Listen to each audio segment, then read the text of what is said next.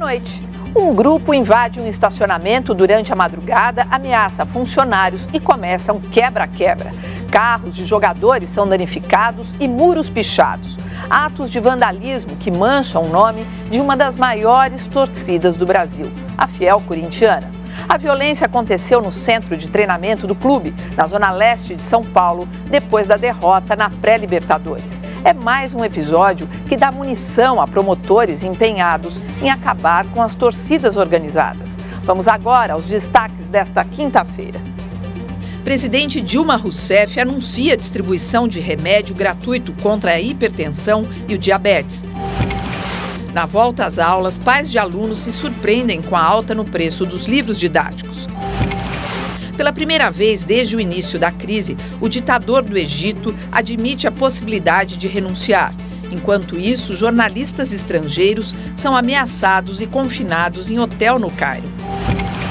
Nova York adota a mais rigorosa lei antifumo do mundo e proíbe o cigarro até mesmo nos parques da cidade. A cada semestre, empresas brasileiras contratam mais de 20 mil profissionais estrangeiros para suprir a falta de mão de obra especializada no país. E no Brasil, falta piloto de avião. A demanda por voos comerciais nacionais cresceu 23%, mas a formação de pilotos e copilotos cresceu apenas 5%. Proposta em discussão no Congresso permite ao trabalhador sacar parte do fundo de garantia para quitar dívidas. Furacão atinge a Austrália com ventos a 300 km por hora. E nos Estados Unidos, a nevasca provoca o cancelamento de 14 mil voos.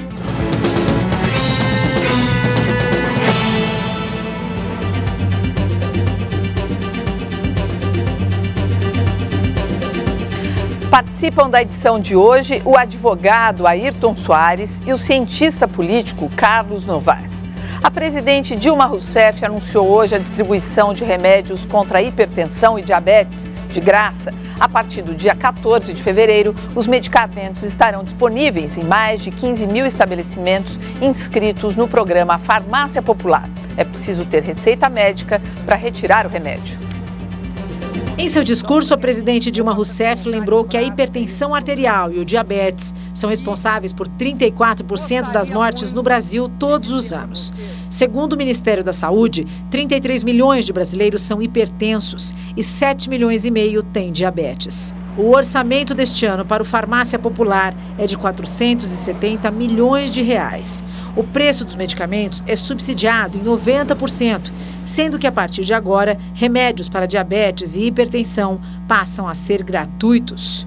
Nós vamos controlar o fornecimento do medicamento, seja através das receitas médicas, seja também assegurando que o destino dos remédios de hipertensão e de diabetes vai para o paciente e não para qualquer outro uso indevido desses remédios. Ao avaliar o Sistema Único de Saúde, a presidente admitiu falhas, mas promete melhorar o SUS. Eu acredito que o SUS é uma estrutura ainda incompleta, com falhas, que nós temos obrigação de sanar, até porque, apesar das suas limitações, o nosso SUS é uma conquista inestimável da democracia brasileira.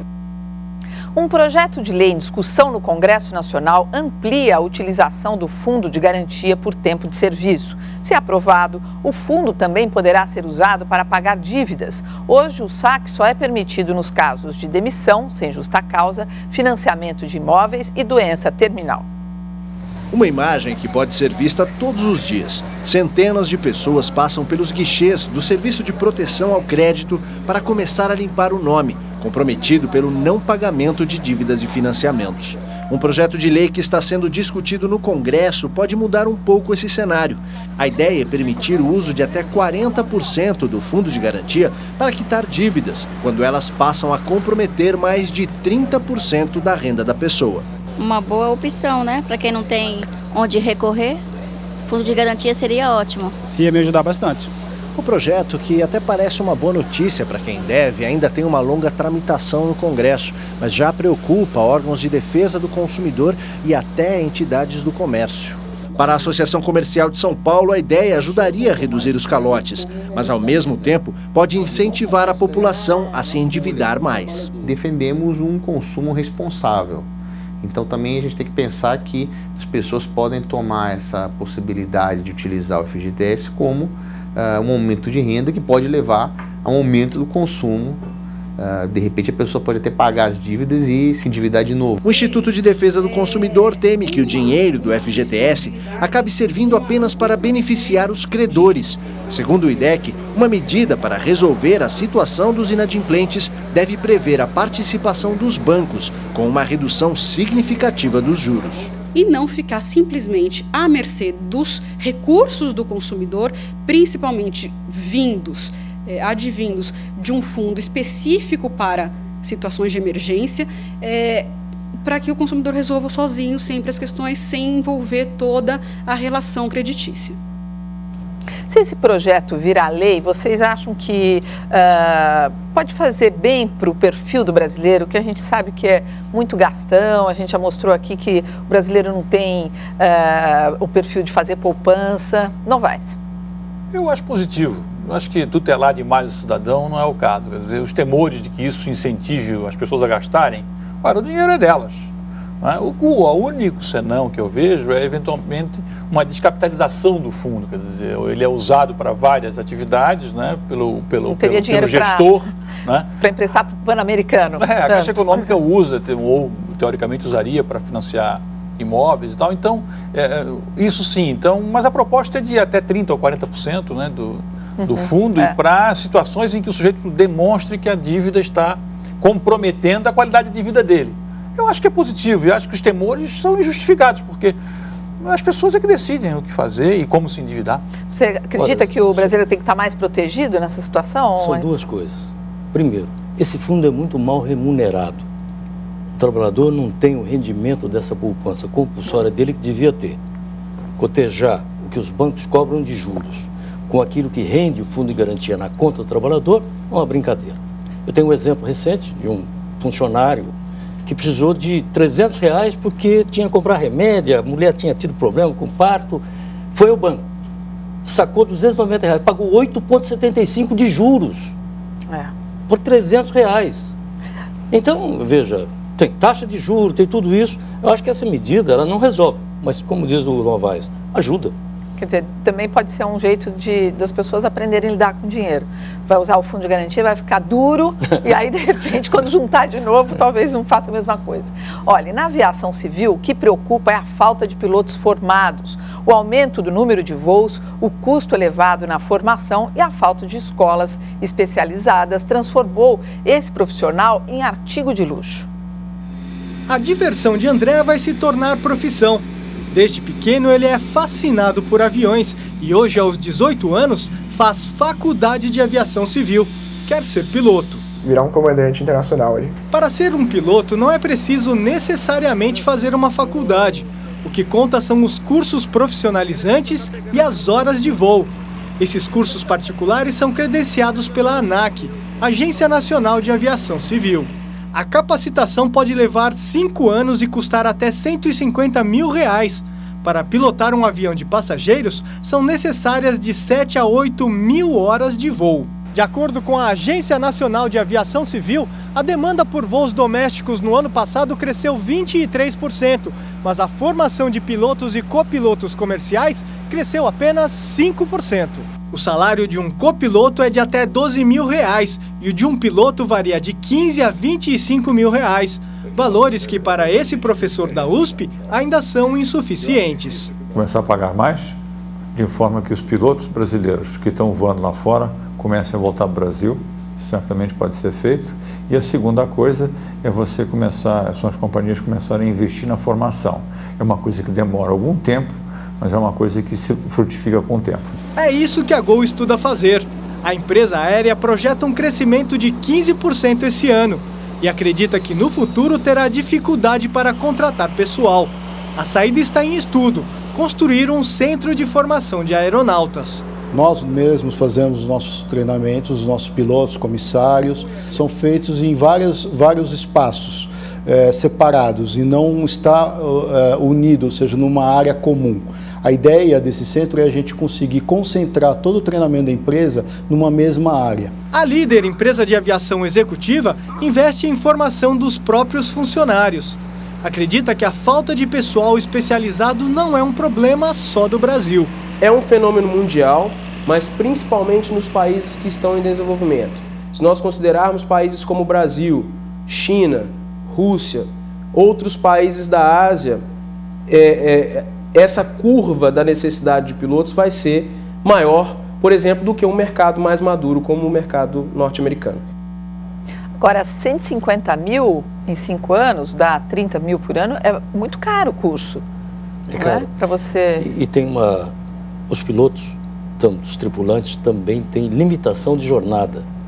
E os grandes problemas que nós tivemos agora, recentemente, com essas crises nos aeroportos, foi exatamente porque o número de aviões disponíveis era grande para transportar os passageiros, passagens vendidas, e sem tripulantes, piloto, copiloto, para preencher todos os espaços. Isso provocava o retardamento das decolagens, uma série de problemas, porque eles não admitem, mas há muito piloto fazendo jornada fora do permitido. Nossa, essa é uma denúncia, né, da categoria, que isso acontece. Agora, investir nesse centro de treinamento também tem o outro lado. Você tem que investir no centro de treinamento, formar e segurar. Porque esse é um problema, você segurar o talento aqui. Se não pagar bem, você forma, eles vão embora. Em várias áreas. Em várias áreas. Isso está acontecendo no Brasil, em várias áreas. Nós estamos tentando repatriar cientistas, estudantes que ganharam bolsas de doutorado, que ficam fora do Brasil, em função do fato de que aqui não recebem o devido valor.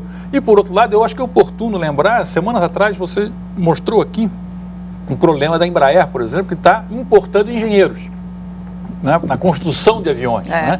Então, na verdade, essa falta de pilotos se soma à falta de muitos outros profissionais no Brasil, que o Jornal da Cultura já mostrou, mostrando o quê? Que nós temos um problema sério de formação de quadros para um país que se desenvolve. É um problema de educação, é um problema de investimentos em treinamento que outros países estão vivendo também. Ou seja, é um apagão intelectual. Assim, né? Exatamente, é um apagão de treinamento, por um lado, internamente, e depois, naquelas ilhas, né, de sofisticação em que nós formamos gente de ponta, mas não conseguimos reter, por quê? Porque pagamos mal. Né? E hoje, no caso dos pilotos, sofremos pelas duas pontas. Exatamente. Não formamos e o que formamos perdemos para o mercado externo. Claro, o curso, e mais ainda, o grande êxito dos pilotos competentes foi a falência da VASP, da Transbrasil e da Varig. As companhias internacionais vieram aqui, pegaram os melhores e levaram.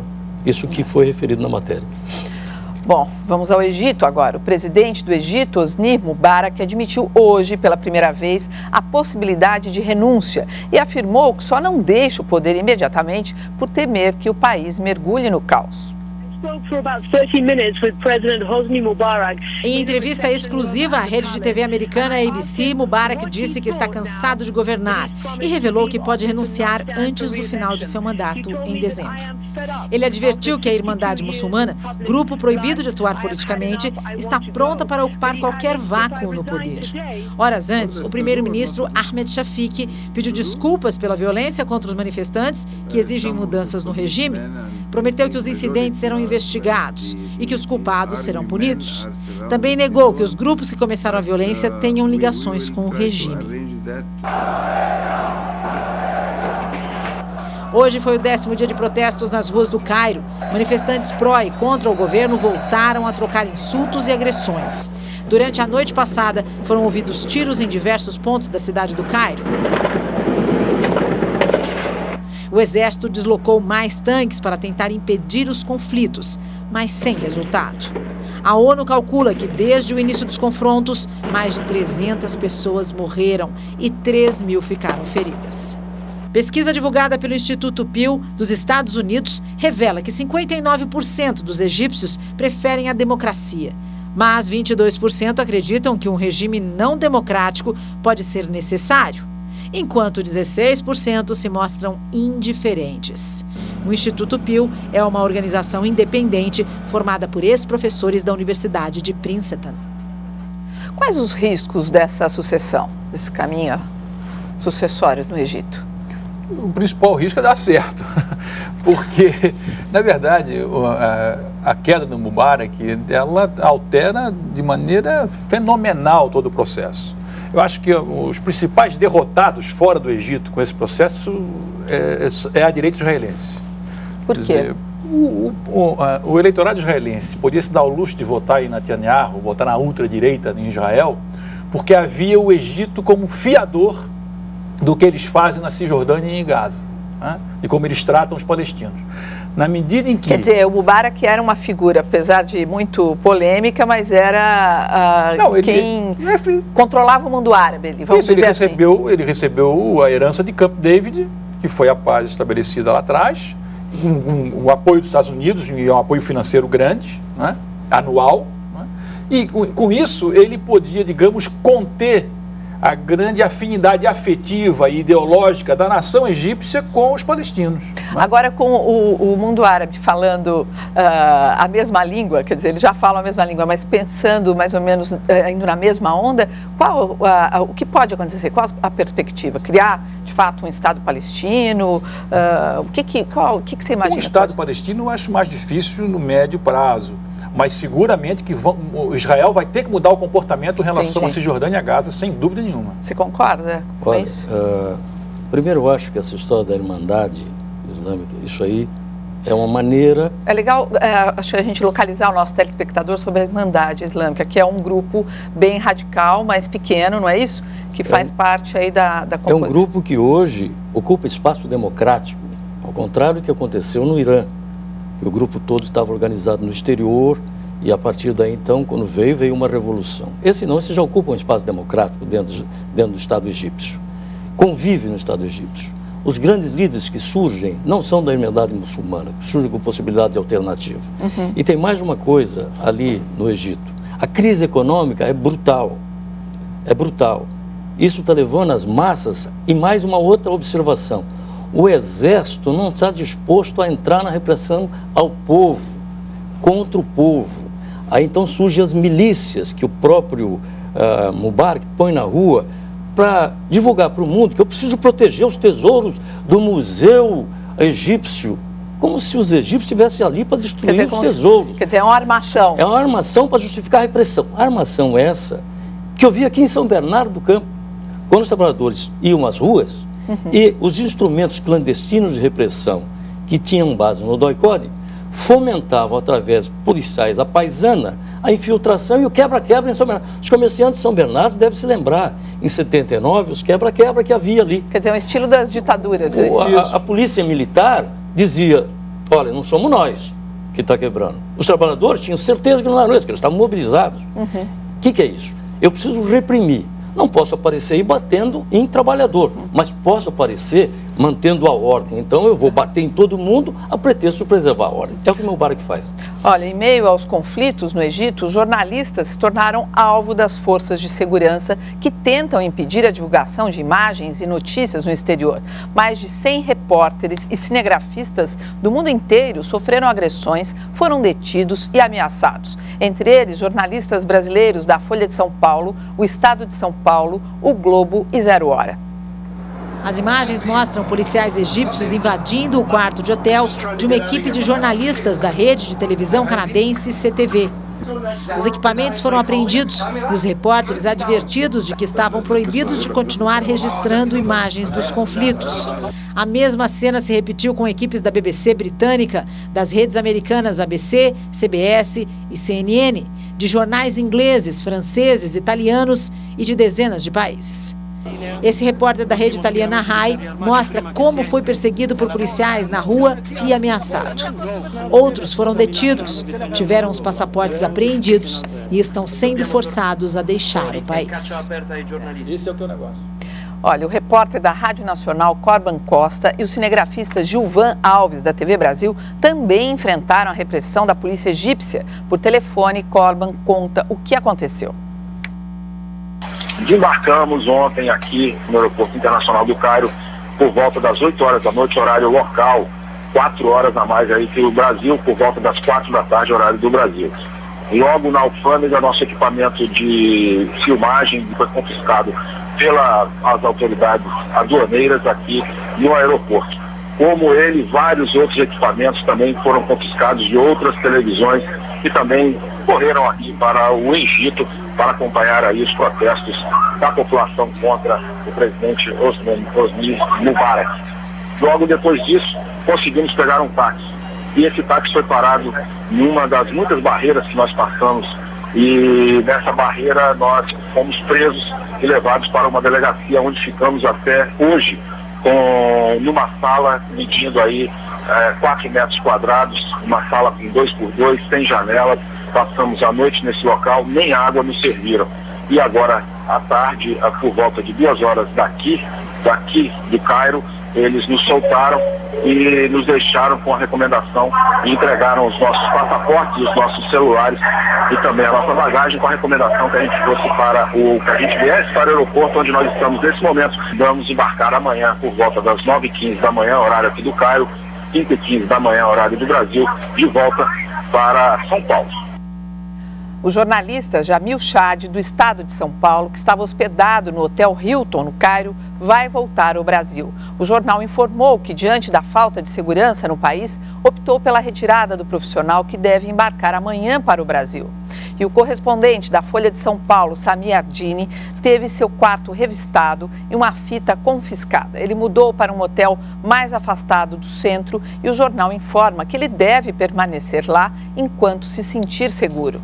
Quer dizer, a gente estava falando aqui do estilo das ditaduras, essa de intimidar a imprensa é outra característica. A imprensa o que faz? A imprensa divulga aquele clamor popular.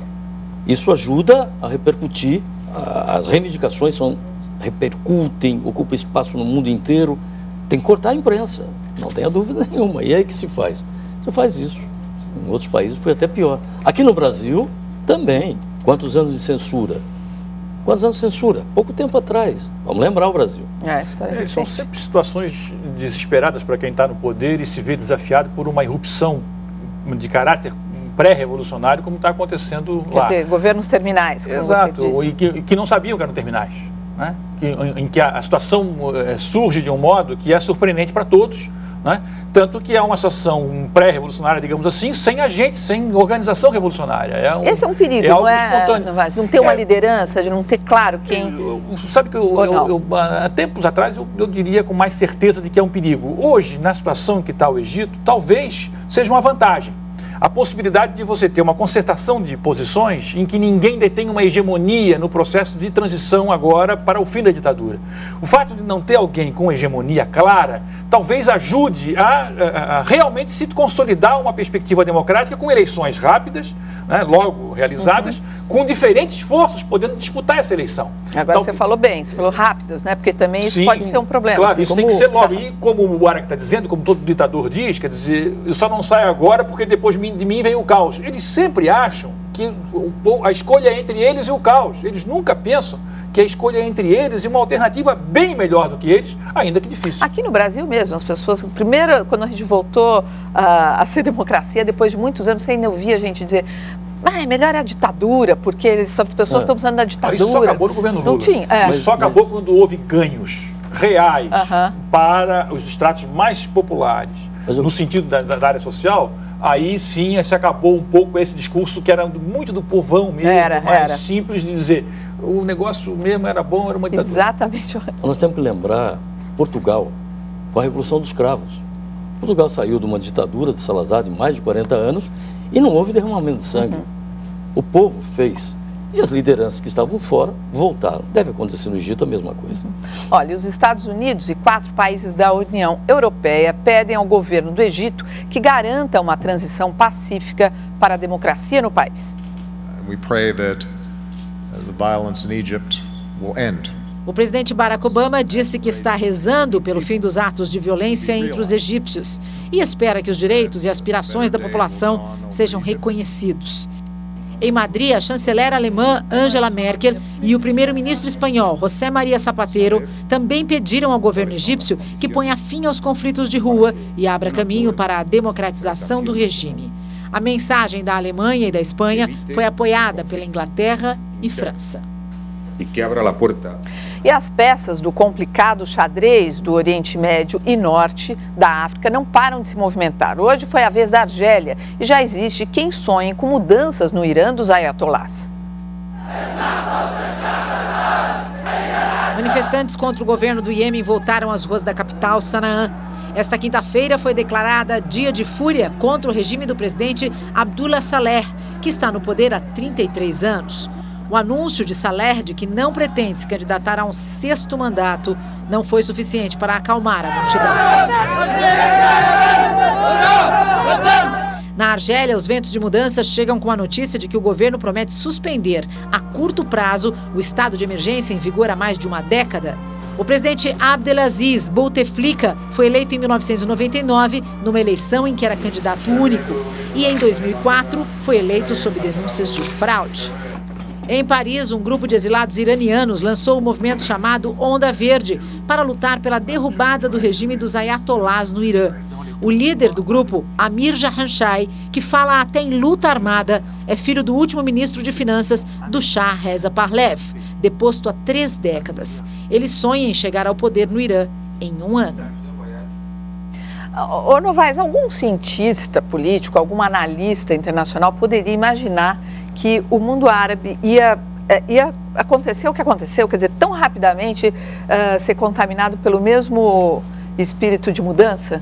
Bom, eu realmente não sou nem um pouco especialista nessa matéria, né, internacional e no mundo árabe, mas o que eu tenho visto, tenho lido agora com interesse voltado para essa situação nesse momento, é de que ela é surpreendente mesmo para o pessoal especializado que acompanhava detidamente a situação no Egito.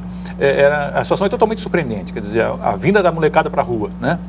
Que é um contingente muito grande da população, né? O contingente juvenil, que é desempregado, né? E em larga medida também desescolarizado, que veio para a rua, surpreendeu a todos, principalmente, inclusive, pelo ímpeto com que eles vieram. Né? De modo que é assim que se faz a história. Né? Você, às vezes, realmente é surpreendido e o que está se vivendo em relação ao Egito, principalmente, é de surpresa total. Vamos lembrar, Pela, que a corrupção desses governos é um dos grandes fatores que levam esses governantes ao descrédito. Essa mansão que foi mostrada lá em Londres, do Mubarak, de alguns bilhões de reais, mostra qual é o comportamento. É o mesmo comportamento dos ditadores africanos, daqueles que acumulam fortuna.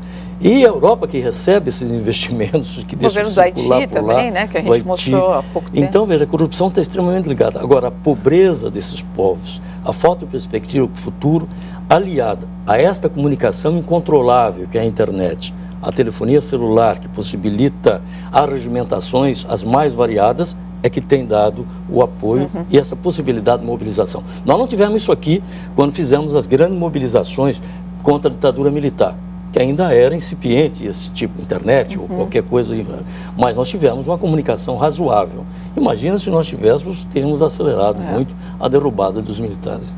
Olha, o Arquivo Especial de hoje relembra o dia 3 de fevereiro de 1969, quando o egípcio Yasser Arafat foi nomeado líder da OLP, Organização para a Libertação da Palestina.